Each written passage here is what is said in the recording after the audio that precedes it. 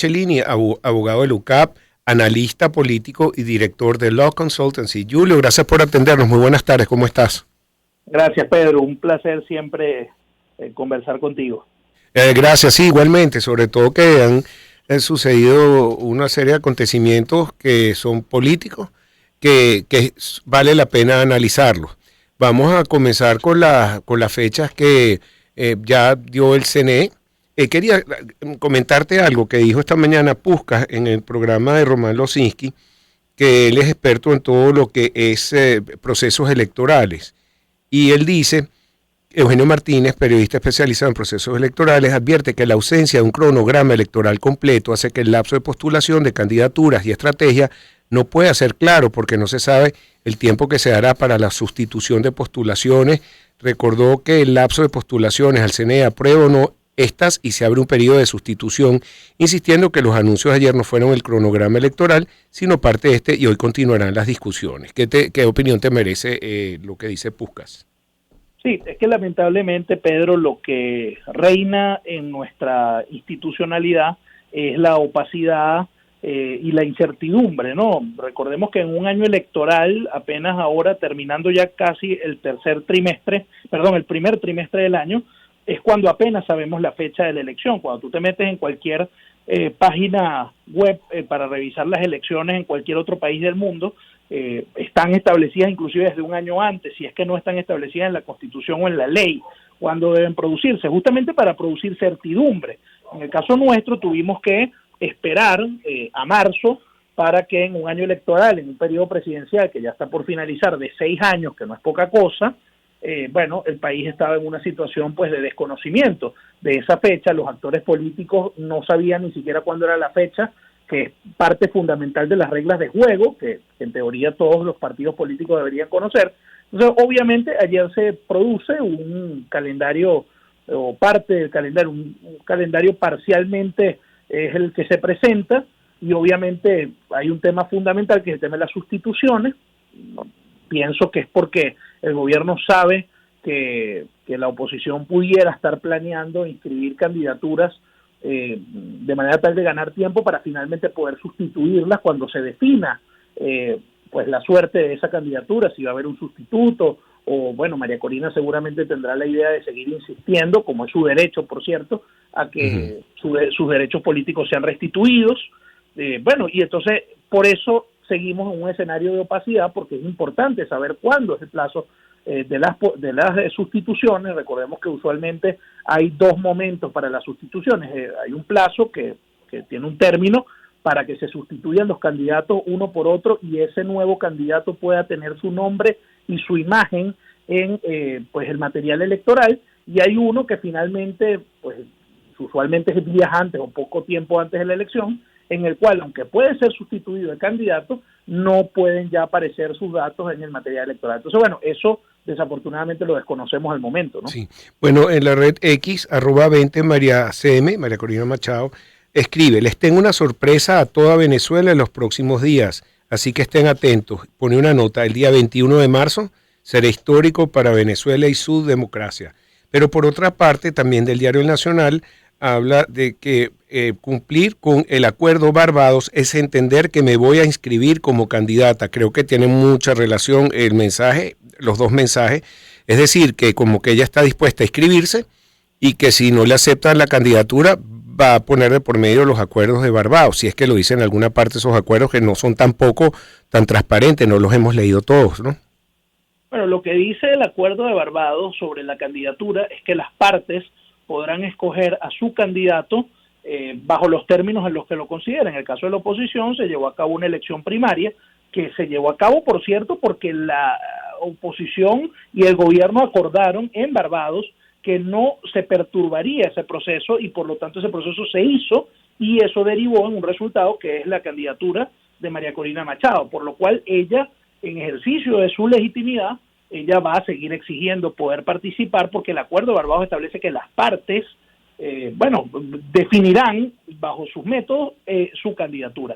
Obviamente en este caso hay temas de fondo. El gobierno considera y nuestras instituciones consideran que ella no puede participar porque varias de sus actuaciones han estado al margen de la legalidad y por lo tanto ella está impedida de participar. Sin embargo, bueno, ella, insisto, tiene derecho a seguir exigiendo que se restituya su derecho político, pero cierto que hay un plazo. Es decir, cuando ese plazo se venza y la candidatura, pues ella no la puede inscribir, tiene que haber una decisión. Sí, insisto, yo creo que todos tenemos que apoyar el hecho de que ella pueda participar, porque queremos una elección libre, plural, competitiva, eso está claro. Pero si eso no pasa, ¿qué sucede? ¿No? Yo creo que el país está por encima, Pedro. Yo creo que este es un país que obviamente hay un gran rechazo hacia el gobierno, eso es una oportunidad que se abre y que va más allá de cualquier nombre. Ella es fundamental en este proceso y es importante que si eso sucede, bueno, ella tenga la grandeza de desprenderse y de endosar su apoyo a otra figura, ¿no? Muy bien, bueno, y que la mayoría de las encuestas dicen que si ella nombra a alguien como sucesor, más del 75% votarían por ellos. Entonces, es importante tomar en cuenta eso. Pero fíjate, ayer analizando también esta situación con Luis Vicente León, se plantean distintos escenarios. Un escenario que, bueno, María Corina se inscriba y la acepten. Otro escenario, que María Corina se inscriba y no la acepten. Otro, que nombre a alguien sustituto por ella. Pero también de parte de la oposición, que se pongan de acuerdo y elijan a un candidato entre todos. Y hoy se asoma una noticia, que nombraron a Diosdado Cabello jefe supremo del estado Zulia. Eso nos da como una guía de que podría, a lo mejor hasta por parte, no sé, algo ¿cómo analizas tú esta noticia? Mira, primero por donde empezaste, yo lo que sí creo es que la candidatura sustituta tiene que ser el producto de tres cosas fundamentales. La primera, que es la voluntad de María Corina Machado como gran electora, porque ella tiene legitimidad de origen surgida de la primaria, y en todos los estudios de opinión ella aparece como la principal figura política del país en términos de aceptación y en términos de favorecimiento público. Eso por una parte, la voluntad de María Corina Machado. La segunda, que la oposición, la plataforma unitaria, los partidos ahí reunidos, abracen la candidatura que ella pues plantee en primera instancia, o de la que ellos sean capaces de ponerse de acuerdo. Y la tercera es que el gobierno no aplique el derecho a veto que ellos se han adjudicado. Hay evidencia empírica de que ya lo han hecho, como es el caso de la propia María Corina, que no la quieren dejar participar, como lo fue el caso de Frei Superlano y de los candidatos que en la repetición de la elección en primera instancia se pretendía que pudieran inscribirse. Entonces, bueno, esos tres factores, la voluntad de la candidata, digamos, el abrazo del resto de los partidos políticos y que el gobierno no imponga el derecho a veto, que obviamente no existe legalmente hablando, pero que ellos lo han creado y lo ejercen, ¿no? Sí. Eso por una parte. Por la otra, bueno, está la noticia de lo del Zulia, llama la atención, un dirigente tan importante del partido de gobierno, que al día de hoy pues lo nombran para un estado en particular. No sé cuál es la expectativa del gobierno en torno a eso, no quisiera especular demasiado, pero bueno, está claro que una de las personas que se menciona como candidato sustituto es el gobernador del Zulia, por lo cual eso es público, notorio y comunicacional, eso se conoce y se comenta en la opinión pública, no es un secreto para nadie, a pesar de que yo creo que los nombres hay que reservarlos hasta tanto la coyuntura no plantee que hay que decirlos, que por cierto, y termino acá, yo no pensaría en un solo nombre. Pensando en lo que pasó en Barinas, yo pensaría por lo menos en 10 nombres, en 20 nombres, en todo lo que sea necesario, porque muy probablemente ese derecho a veto del gobierno se lo apliquen a 1, 2, 3, quién sabe cuántos, ¿no? Y no hay como una tregua de aquí a que se inscriban, pues son muy poquitos días, son 2 semanas, que no inhabilitar a los que se inscriban, o también entre la oposición. Y te pregunto esto, porque uno de los escenarios que puede ocurrir es un resquebrajamiento, una separación entre los partidos de la mesa de unidad, y nombrar por ejemplo, a Manuel Rosales, o nombrar a alguno de Voluntad Popular, o de Primero Justicia, la misma María Corina, o Vente Venezuela, no sé cómo ves todo este panorama. Pero aquí todo puede pasar, sobre todo si finalmente María Corina decide no participar del proceso electoral, y digamos, no pudiendo ser candidata, si decide objetar el proceso electoral, llamar a la abstención, muy probablemente la gran mayoría de los partidos miembros de la plataforma unitaria no la van a acompañar en ese llamado a abstención, porque en una circunstancia, primero porque la abstención ya está claro que no ha servido para nada, eso favorece al gobierno, eso es lo que el gobierno quiere, y en segundo plano, ella va a promover, si ella promueve ese escenario, bueno, ¿cómo es posible que lo hagas cuando el país, en todos los estudios de opinión, es transversal el gran rechazo que tiene el gobierno? Aún en condiciones muy adversas, es posible ganar la elección. Yo no estoy diciendo que eso es lo que queremos, que nos vamos a conformar, no. Lo que sí quiero decir es que evidentemente es claro que la estrategia del gobierno es desmovilizar la participación electoral, hasta con cosas que parecen tan triviales como poner la fecha de la elección, el día de cumpleaños del expresidente Chávez. Eso es un mecanismo para que la gente desconfíe de la institucionalidad, porque obviamente es un acto de provocación. Entonces, bueno, eso implica que la gente diga, bueno, ¿para qué vamos a participar si estos tipos controlan el sistema electoral? No, al contrario. La estrategia de ellos es precisamente que pensemos de esa forma y no participemos. Entonces, hay que participar. Entonces, yo no creo que haya mucha gente acompañándola en la idea de poder llamar al boicot electoral, que, insisto, no ha servido para nada. Eso es lo que quiere el gobierno. Entonces, bueno, hay que pensar estratégicamente en torno a este asunto, ¿no? Muy bien. Tengo que hacer una pausa, Julio. Te vuelvo a llamar en 2 minuticos. Vamos a escuchar este tema. Se los dedico a todos. Elton John con Goodbye Yellow Brick Road. Empezamos el año en su compañía. Circuito Éxitos. Caracas, Maracay, Puerto La Cruz, Puerto Ordaz, Barquisimeto, El Vigía, Guarenas, Guatire, Mérida, Táchira, Margarita, Maracaibo, Maturín. Circuito Éxitos. Melodías de siempre. Sonidos en primera fila.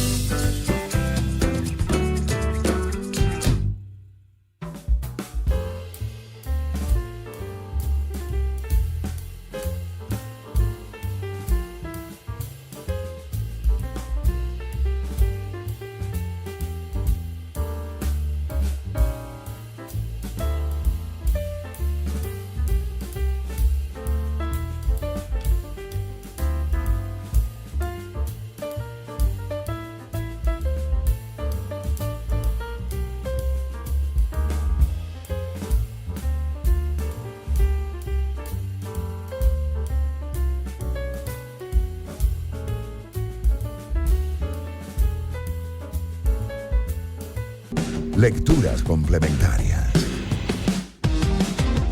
Con Pedro Pensini. Circuito Éxitos. 5:55. Capicúa, la leemos de izquierda a derecha como derecha a izquierda. Espero que estén todos muy bien. Tenemos unos días que vamos a estar más positivos. Vamos a ver cuando traemos a la astróloga que nos habló de ese Plutón que tiene todo el mundo encima. Pero hay que combatir todos los días. Es un día nuevo y vamos a ir resolviendo cosas. Bueno, tenemos a nuestro amigo Giulio Cellini, abogado de LUCAP y director de Law Consultancy.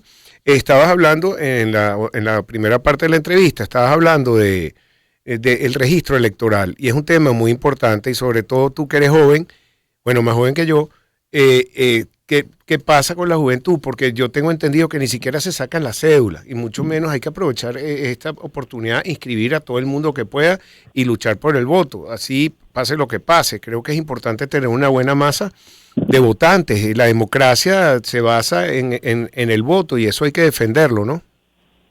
Absolutamente, Pedro. Un año electoral como este, y con una gran oportunidad, a pesar de las dificultades que están planteadas, hay una oportunidad porque hay un gran descontento con la gestión del gobierno.